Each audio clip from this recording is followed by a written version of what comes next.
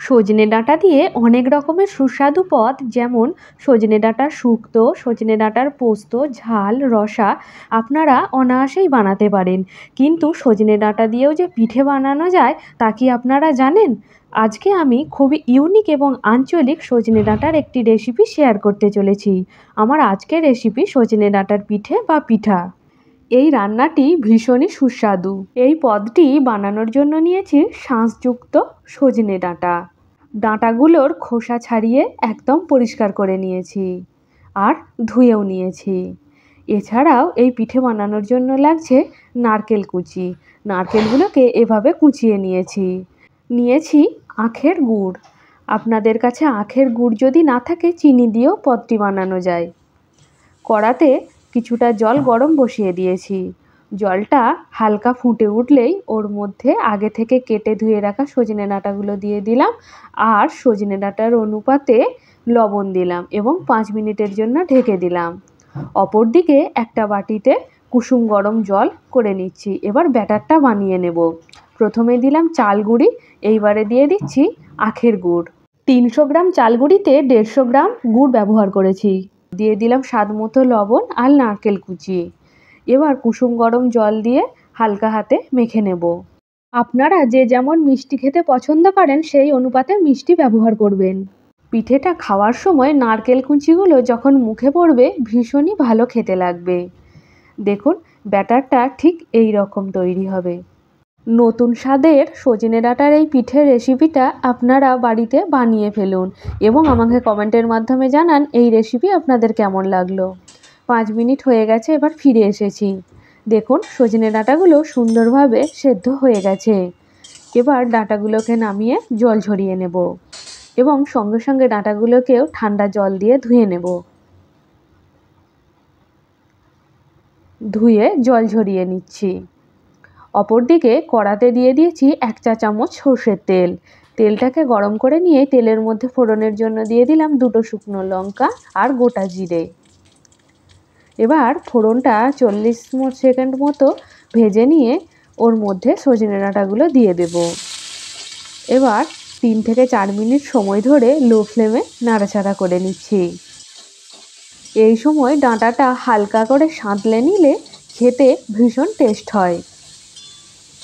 নাড়াচাড়া করে নিয়েছি। এইবার নামিয়ে নিচ্ছি আর এই সময় দিয়ে দিচ্ছি এর মধ্যে ডাঁটার অনুপাতে কিছুটা লবণ। যেহেতু সেদ্ধ করার পর ধুয়ে নিয়েছিলাম তাই কিছুটা লবণ অ্যাড করলাম। এবার ডাঁটাগুলোকে ঠান্ডা করে নেব। 10 মিনিট পর ফিরে এসেছি। কড়াতে দিয়ে দিচ্ছি 1 টেবিল চামচ সর্ষের তেল। এবার তেলটা ব্রাশের সাহায্যে চারিদিকে ব্রাশ করে নিলাম। দেখুন এইভাবে ডাঁটাগুলোকে ব্যাটারের মধ্যে ফেলে হালকা হাতে গড়ে নিতে হবে পিঠেগুলো। এইভাবে পিঠেগুলো গড়ে নিচ্ছি আর গ্যাসের ফ্লেমটা একদম লোতে রেখেছি। এই রেসিপিটা বানানো ভীষণই সহজ এবং খেতেও ভীষণই সুস্বাদু। আশা করছি এই রেসিপিটা আপনাদের ভালো লাগবে। এই নতুন রেসিপিটা ঝটাপট আপনারাও বাড়িতে বানিয়ে ফেলুন এবং কমেন্টের মাধ্যমে আমাকে জানান আপনাদের কেমন লাগলো। দেখুন আপনাদের আরও একটা বেশ ভালোভাবে কাছ থেকে দেখিয়ে দিচ্ছি। ডাঁটাগুলোকে ব্যাটারের মধ্যে দিয়ে এবার ব্যাটারটা ডাঁটার চারিপাশে লাগিয়ে নিচ্ছি। এইভাবে হালকা হাতে প্রেস করে চেপটে দিচ্ছি। এবার উল্টে দিচ্ছি। এই খুন্তির সাহায্যে হালকা হালকা চাপ দিয়ে এইভাবে গড়ে নিচ্ছি। আপনি যদি আমার চ্যানেলের নতুন দর্শক বন্ধু হয়ে থাকেন তাহলে প্লিজ আমার চ্যানেলটিকে সাবস্ক্রাইব করে পাশে থাকার অনুরোধ রইল।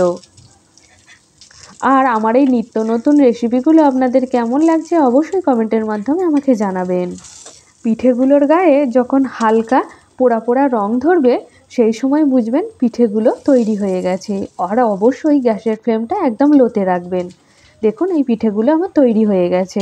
এইবার নামিয়ে নিচ্ছি। এই পিঠেগুলো ননস্টিকের কড়াই বা ফ্রাইং প্যানে করলে ভীষণ ভালো হয়। এইভাবে বাকি পিঠেগুলোকেও গড়ে নিচ্ছি। ঠিক একইভাবে গ্যাসের ফ্লেমটা লোতে রেখে 15 মিনিটের জন্য এক দিকটা হয়ে যাবার পর অপর দিকটা উল্টে দিলাম। খুব অল্প সময়ে অল্প উপকরণে আজকে পিঠের এই রেসিপিটি আপনাদের সাথে শেয়ার করলাম। এই পিঠেগুলোতে আমি যে চাল গুঁড়িটা ব্যবহার করেছিলাম সেটা ছিল আতপ চালের গুঁড়ি। আপনারা চাইলে সেদ্ধ চালের গুঁড়িও ব্যবহার করতে পারেন, তবে আতপ চালের গুঁড়ি হলে পিঠেটা ভীষণ ভালো হয়। পিঠেগুলো দেখতেও যেমন সুন্দর, খেতেও তেমনি অসাধারণ।